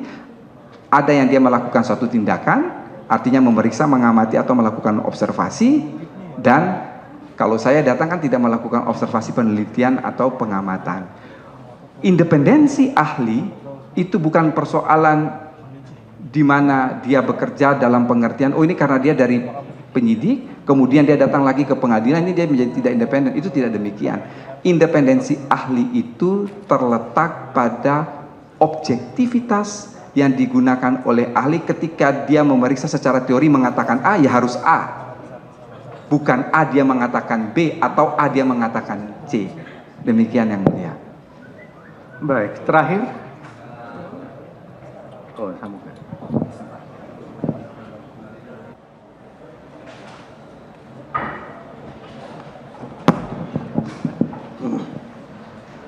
Hubungan antara seorang dokter dengan pasien. Jadi dalam praktek yang kita lihat di beberapa persidangan, itu kan biasanya kan penyidik meminta kepada lembaga rumah sakit manapun agar memeriksakan seorang bernama ini gitu pokoknya. Jadi waktu diminta itu dia tidak meminta seorang ahli, tapi seorang dokter untuk memeriksa. Nah, sekarang berarti terjadi hubungan antara pasien dengan dokter. Apakah menurut saudara, kalau seorang dokter dengan pasien itu, dokter itu wajib merahasiakan rahasia daripada pasiennya? Ya, yang mulia, di dalam buku saya ini ketika saya menulis mengenai kualifikasi kesaksian, memang ada profesi-profesi tertentu yang berhak menolak ketika dimintakan sebagai saksi. Antara lain adalah notaris, kemudian pengacara, lalu kemudian dokter, pemuka agama, dan wartawan. Selama pemeriksaan yang dilakukan dari dokter terhadap pasiennya bukan sesuatu hal yang bersifat pro justisia. Demikian. Jadi pertanyaan saya belum dijawab tadi, apakah seorang dokter itu harus menjaga rahasia? Oh ya, itu sejak zaman Sokrates sudah terkenal begitu. Ya. Nah, jadi praktek yang terjadi yang saya lihat ada suatu fakta bahwa penyidik meminta bantuan seorang dokter dari suatu rumah sakit memeriksa seorang pasiennya ini yang notabene umpamanya terdakwa. Di situ kan posisi dia kan sebagai dokter, dia tidak minta sebagai ahli. Kemudian setelah selesai itu hasilnya kan diberikan kepada penyidik dalam confidential basis tadi itu, rahasia. Tapi kemudian ternyata dokter tadi ini dipanggil lagi di persidangan sebagai ahli.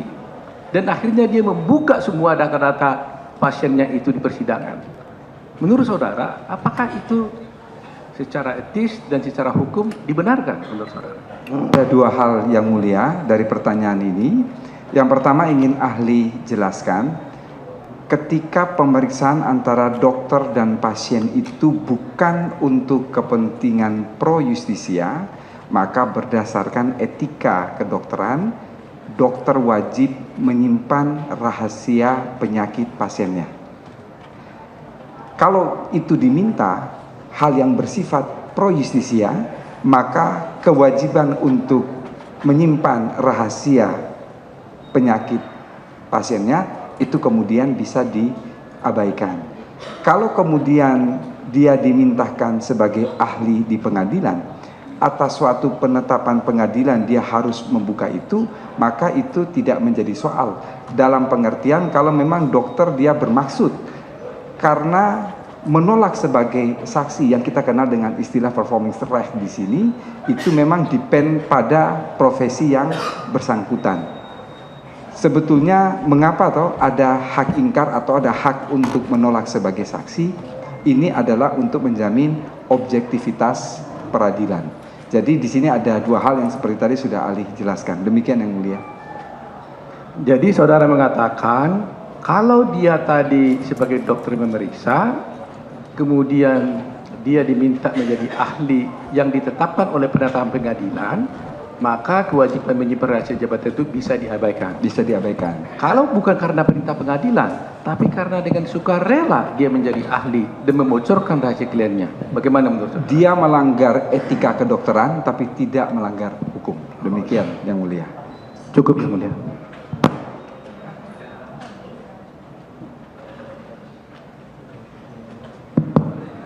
Masih. Ahli, dalam KUHAP pasal 3 itu merupakan asas daripada KUHAP itu, dan sifat undang-undang asasnya lex stamen dura scripta. Jadi pembuktian satu perkara dalam hal ini tidak bisa ditawar-tawar lagi, harus yang ia lihat, ia dengar, dan ia alami. Tadi yang dikatakan saksi itu apa? Ahli circumstances evidence itu diatur dalam pasal berapa di KUHAP? Begini, yang pertama saya ralat. Asas yang berbunyi itu lex dura sed camen scripta. Artinya undang-undang itu kejam tetapi demikianlah bunyinya. Jadi tidak seperti yang dikatakan oleh saudara penasihat hukum. Pasal 3 itu merupakan legalitas dari hukum acara pidana, bahwa proses terhadap suatu perkara pidana harus disesuaikan dengan kitab undang-undang hukum acara pidana. Tadi sudah ahli katakan sebelum sidang ini diskors bahwa salah satu kelemahan KUHAP adalah tidak membuat sanksi apabila prosedur itu dilanggar.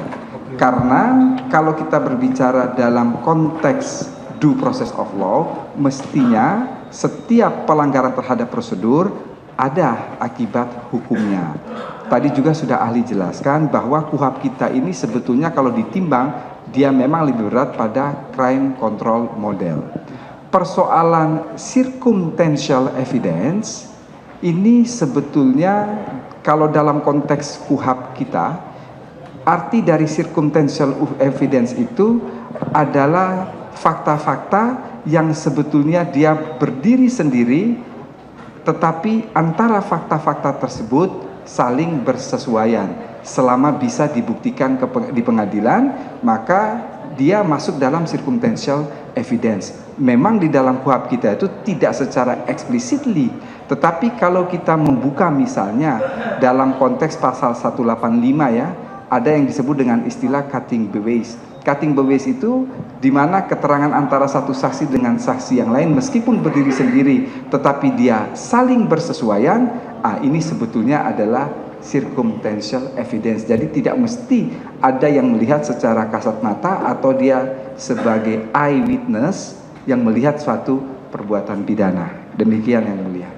Berarti melanggar asas diperbolehkan? Bagaimana? Melanggar asas tadi? Sebentar, asas apa yang dilanggar? Lex Tidak, dura stamen scripta. Loh, maaf, saudara penasihat hukum, Anda keliru. Arti dari lex dura sed camen scripta itu adalah undang-undang itu kejam tetapi demikianlah bunyinya. Itu sebetulnya bukan persoalan pada hukum acara pidana tetapi pada hukum pidana substantif. Saya katakan tadi bahwa pasal 3 itu adalah asas legalitas. Anda bertanya mengenai circumstantial evidence, memang di dalam KUHAP itu tidak ada secara tegas mengatakan circumstantial evidence, tetapi 185 yang mengatakan bahwa keterangan saksi yang berdiri sendiri tetapi bersesuaian itu adalah circumstantial evidence. Demikian yang mulia. Sementara itu.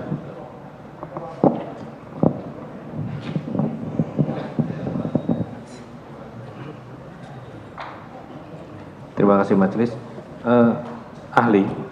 Ahli tadi sudah menjelaskan tentang 5 alat bukti dalam pembuktian tidak pidana. Tadi juga menjelaskan bahwa tidak perlu kelima-limanya itu terbukti, tapi cukup 2 saja. Di mana berdasarkan 184 KUHAP itu alat bukti ada 5, itu adalah saksi, keterangan saksi, surat, keterangan ahli, petunjuk, dan keterangan terdakwa.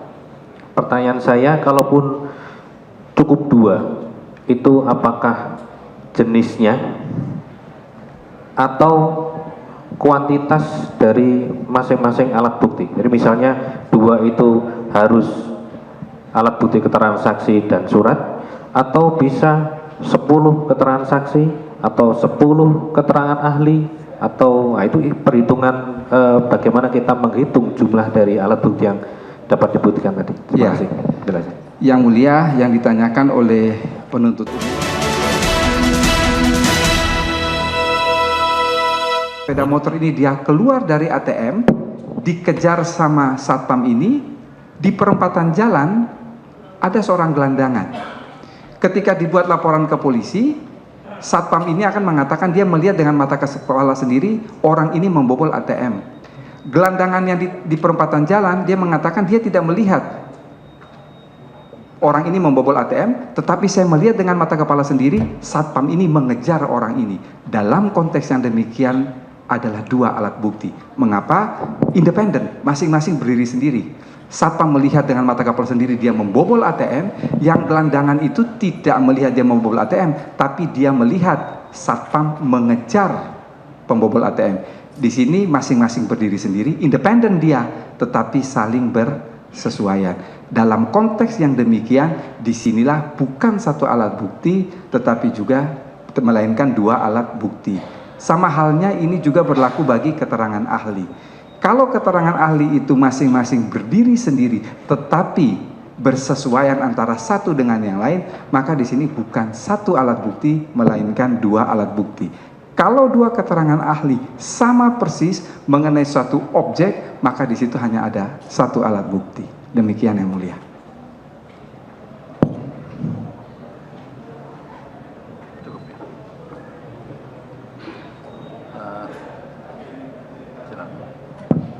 Saudara ahli, menurut pendapat saudara, saya ingin tahu bahwa kalau kita mempunyai alat bukti yang sangat menentukan dan tak terbantahkan, itu dalam istilah ilmiahnya apa, ahli? Begini, yang mulia, ini kita masuk pada yang namanya arti penting pembuktian. Arti penting pembuktian itu ada 3. Ada arti penting pembuktian secara absolut, ada arti penting pembuktian secara relatif, dan ada arti pembuktian secara yuridis. Pendapat ini ahli rujuk dari pendapat Profesor Sudikno Martokusumo. Itu gurunya Prof. Oto, gurunya saya, gurunya Saudara Wahyu. Jadi di dalam klasifikasi arti penting pembuktian itu, ketika dikatakan alat bukti itu bersifat absolut, artinya dia mutlak tidak terbantahkan. Contoh, sekarang ketika misalnya untuk mengetahui si A ini anaknya B atau anaknya C, tinggal dilakukan tes DNA. Begitu tes DNA mengatakan, oh ini anaknya B, itu adalah alat bukti yang tidak terbantahkan. Dia bersifat absolut. Dalam konteks teori dikenal dengan istilah probatio plena.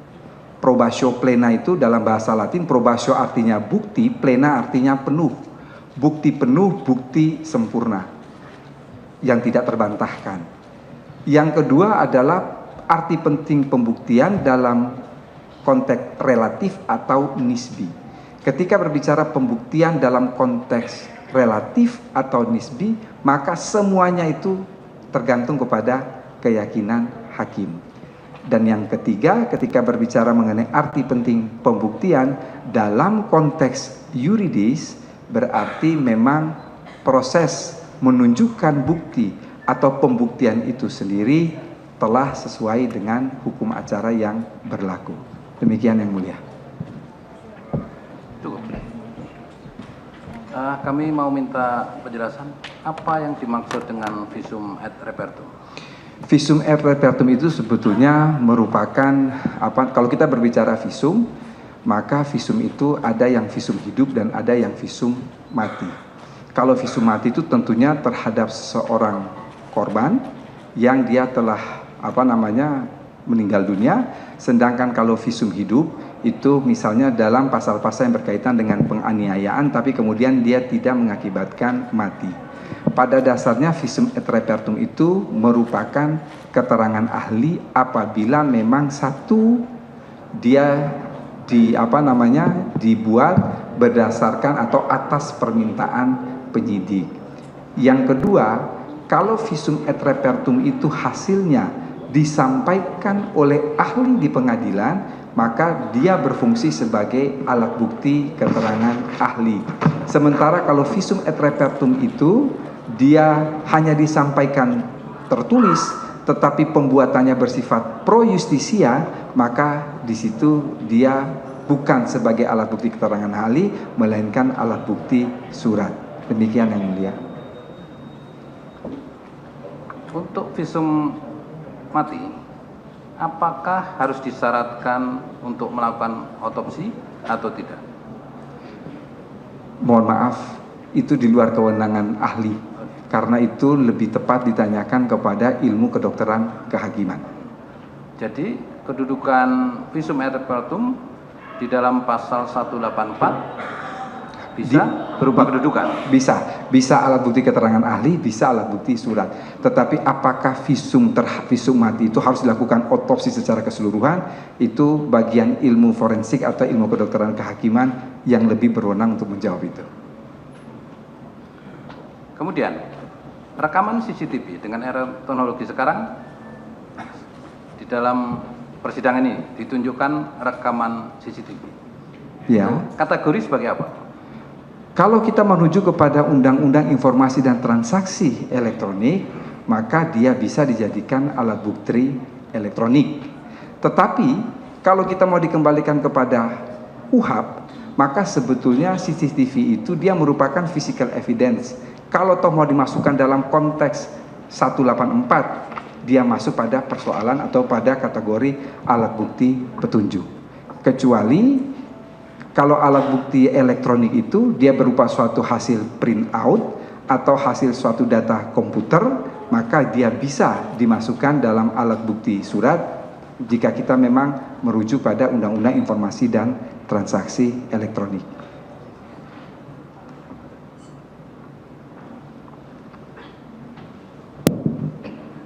Prof, saya panggil saudara ahli. Ya, yang mulia. Rasanya agak nyaman juga kehadiran saudara ahli di sini hari ini. Berawal dari pernyataan saudara yang mengatakan ahli tidak boleh masuk kasus konkret. Nah, faktanya memang dari beberapa peradilan kita lihat banyak ahli malah cenderung nafsu masuk ke kasus konkret. Malah hal-hal yang konkret, hal yang abstrak disimpulkan menjadi hal yang konkret. Ada mungkin 1-2 hal yang mau saya tanyakan kepada saudara untuk lebih minta penjelasan, tapi sebelumnya hal yang bersifat umum kaitan dengan apa yang saudara sampaikan tadi, bahwasanya selama ini juga saudara sering mengikuti persidangan ini dari luar. Ini kaitannya dengan asas presumption of innocence dalam hukum acara pidana kita, juga pernyataan saudara tentang, saya sebut saja, keadaan kuat kita yang ternyata muatannya atau prakteknya crime control model yang seharusnya itu proses law. Sebenarnya asas ini, presumption of innocence ini milik siapa ini? Milik setiap orangkah? Atau juga menjadi milik setiap penegak hukum dalam satu proses persidangan? Ya. Yang mulia, saya kembali kepada apa yang disampaikan oleh Packer dalam The Limits of Criminal Sanction. Dia membagi model sistem peradilan pidana menjadi 2. Yang satu namanya crime control model, dan yang satu namanya due process model. Kedua model ini mempunyai ciri-ciri. Crime control model, pertama yang dia utamakan itu adalah kecepatan dalam beracara. Yang kedua quantity. Yang ketiga adalah dia menggunakan presumption of guilt, asas praduga bersalah. Sementara yang namanya presumption of innocent, 3 ciri. Yang pertama adalah dia menolak efisiensi, menolak kecepatan dalam beracara. Dia mengutamakan bukan quantity tapi quality, kualitas kasus. Dan yang ketiga dia menggunakan presumption of innocent.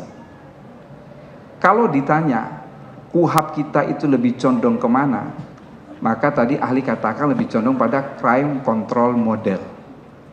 Periksa tuh dari pasal 1 sampai pasal 284, tidak ada satu kalimat pun dalam KUHP itu yang berjudul asas praduga tidak bersalah, tidak ada. Itu hanya ada dalam penjelasan umum butir 3 huruf C.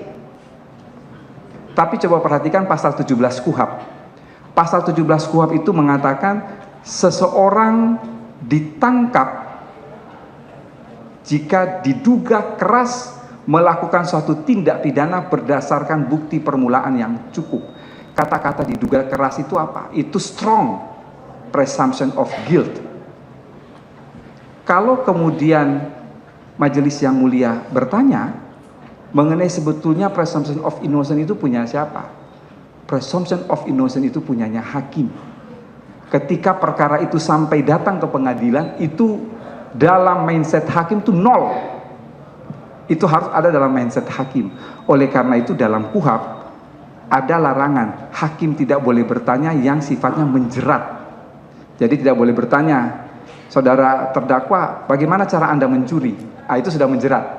Saudara terdakwa, bagaimana cara Anda membunuh? Nggak boleh, itu sudah menjerat. Kalau ditanya presumption of guilt, yang namanya penuntut umum dan polisi harus menggunakan presumption of guilt. Kita bicara dalam logika yang sangat sederhana yang mulia. Ketika kita akan meyakinkan seseorang terhadap suatu hal, mestinya kita yakin dulu terhadap hal itu, baru kita bisa meyakinkan orang. Kalau penuntut umum itu tidak yakin bahwa yang dia dudukkan di kursi pesakitan itu adalah pelaku kejahatan, bagaimana mungkin dia meyakinkan hakim? Jadi dia berpegang pada presumption of guilt. Di situ ada komanya. Tersangka terdakwa diberlakukan seolah-olah dia tidak bersalah. Tapi mindset dari presumption of guilt itu ada pada penuntut umum, ada pada polisi. Karena apa? Orientasinya adalah hasil akhir, deskriptif, faktual. Sementara yang dipegang oleh hakim, presumption of innocent, dia pegangnya adalah normatif yuridis. Jadi hakim itu ketika perkara sampai ke pengadilan harus dalam mindset dia ini 0. Yang harus ada ini terdakwa tidak bersalah. Baru kemudian ada pembuktian di depan sidang pengadilan. Demikian yang mulia. Begitu nyatanya dan harusnya begitulah. Ya, ya. Baik. Ini instruction school itu asas pidana. Kaitannya dengan apa yang saudara sampaikan tadi, rasanya forum ini merasa perlu penjelasan yang lebih komprehensif tentang kesalahan yang saudara uraikan tadi. Ada 2 kubu, kubunya Simon dan Pompe. Sebenarnya bagaimana bentuk-bentuknya ini, bagaimana seharusnya, karena tadi saudara katakan kalau saya katakan dulu di kita yang dibawa oleh Mulyatno lebih mengarah kepada Simon. Bukan, kepada Pompe. Kepada Pompe. Normatif deskriptif. Dengan yang deskriptif barangkali tadi. Ya, betul, kesalahan psikologis. Ini bagaimana?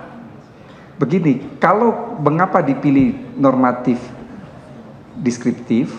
Karena kalau menggunakan metode kesalahan psikologis, maka setiap kali persidangan untuk menentukan apakah terdakwa itu mampu bertanggung jawab, maka harus mendengarkan keterangan seorang psikiater sampai pada kesimpulan, oh kondisi psikis dia ini dia tidak mampu bertanggung jawab, maka konsekuensinya dia dibebaskan.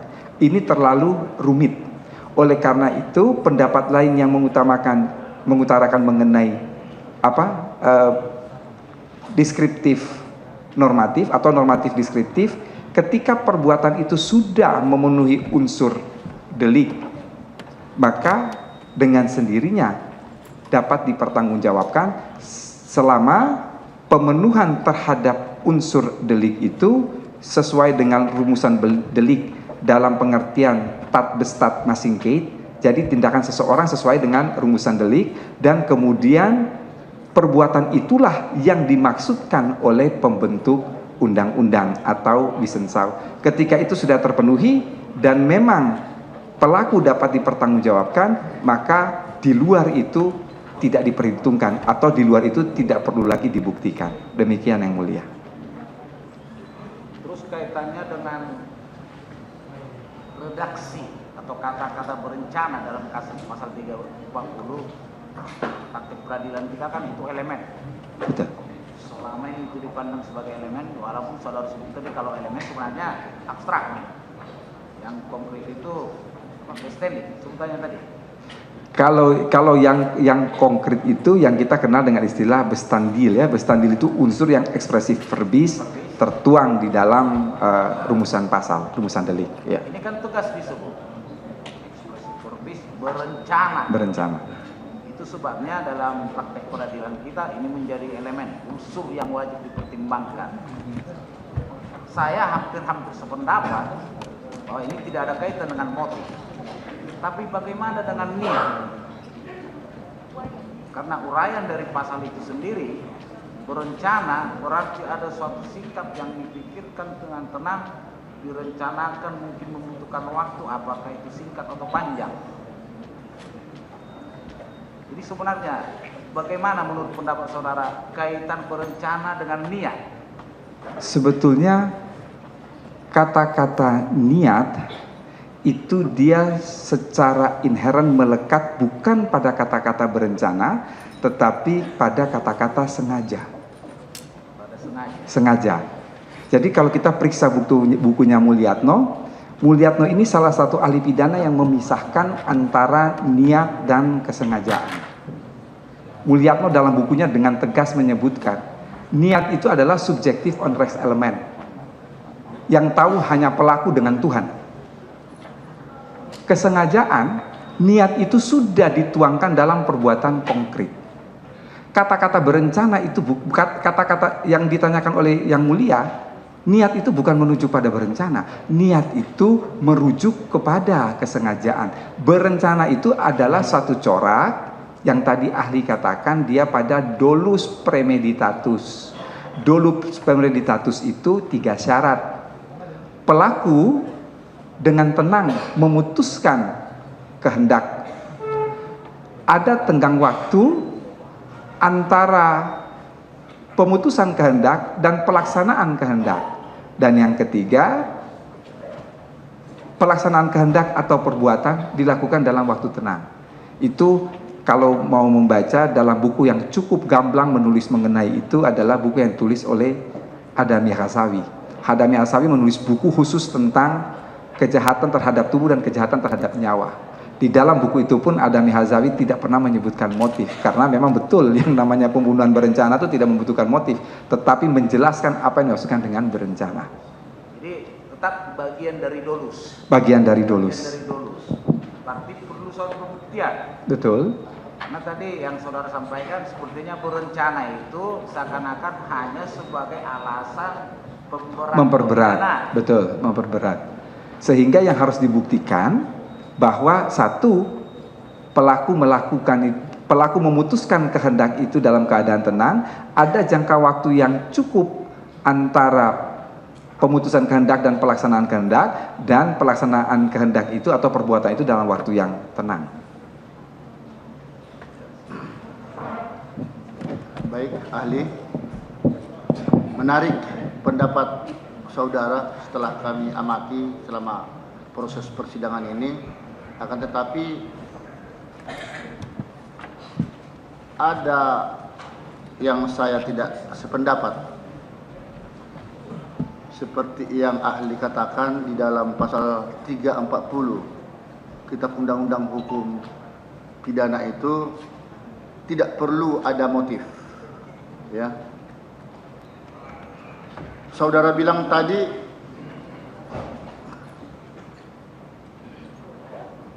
apa mungkin seorang melakukan pembunuhan tanpa rencana? Lalu saudara katakan sangat mungkin. Ya kan? Kata berencana bukan motif. Ini hanya untuk memberatkan.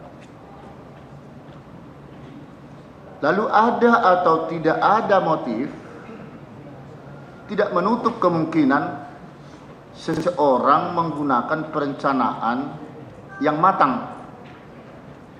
Bukankah sesuatu perencanaan itu tidak termasuk motif? Itu jawabnya. Begini, tadi ahli sudah menjawab pertanyaan itu ketika kita berbicara dalam konteks yang disebut dengan istilah dolus premeditatus. Ya. Dolus premeditatus itu boleh dikatakan bahwa itu kesengajaan yang ditujukan kepada sebarang orang dan memang dia tanpa motif. Kata-kata di dalam konteks pasal 340 itu dia hanya mengatakan barang siapa dengan sengaja dan rencana terlebih dahulu. Jadi sengaja itu dia hanya membutuhkan witten and willen, sementara rencana itu yang tadi sudah ahli berkata menerangkan secara berulang-ulang, ada 3 syarat yang harus dipenuhi. Bahwa ada motif ataukah tidak, itu sesuatu hal yang berada di luar rumusan delik itu yang harus dibuktikan, Yang Mulia. Tapi itu terlalu teori legalistik formal. Prakteknya, mungkinkah saya punya sahabat dengan seseorang tanpa ada sebab, kami tidak pernah bermusuhan, tiba-tiba terjadi baku hantam, bahkan sampai pembunuhan? Kan tidak mungkin. Tanpa ada api, tidak mungkin ada asap. Begitulah kurang lebih. Ini praktek ini, bukan teori.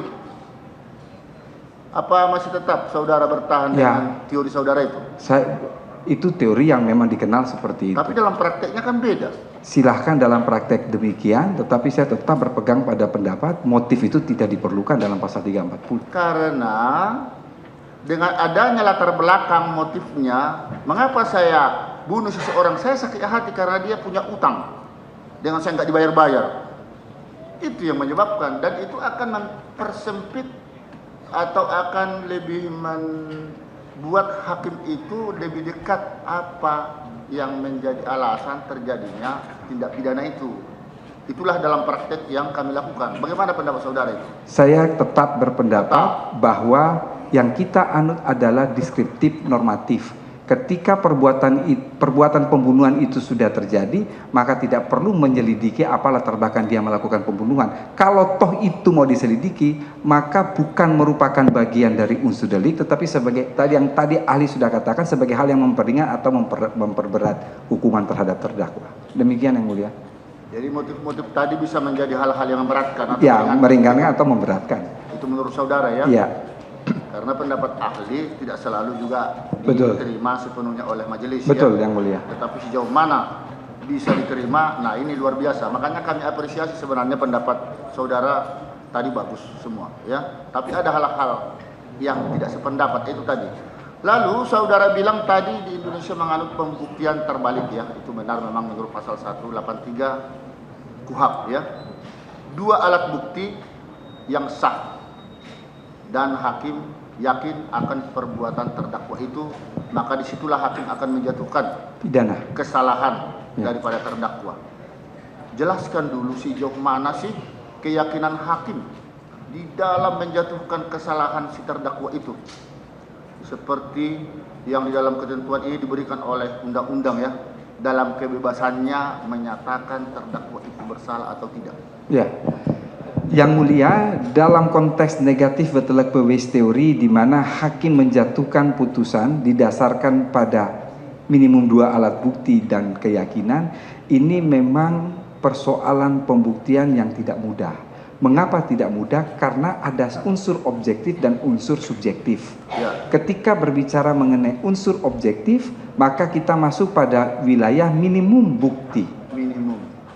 Sementara ketika berbicara mengenai keyakinan hakim, itu tidak lain dan tidak bukan adalah hal yang sangat subjektif. Apakah hakim dalam memperoleh keyakinan itu, dia mengambil berdasarkan petunjuk sebagai accessory evidence yang timbul dari kesaksian, dari keterangan terdakwa, ataukah dari surat, itu semua dikembalikan kepada hakim. Oleh karena itu, Yang Mulia, kalau kita berbicara mengenai 5 alat bukti, tidak pernah dalam berita acara sidang itu ada, kan pasti kalau berita acara sidang ada dakwaan, kemudian pembuktian itu ada keterangan saksi, keterangan ahli, surat, keterangan terdakwa. Tidak pernah ada petunjuk. Tidak pernah kan dalam berita acara bilang petunjuk begini.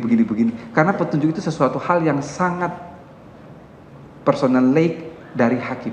Dan itu memang biasanya tidak diungkapkan. Ini sedikit bertanya kepada urusan pembuktian teori.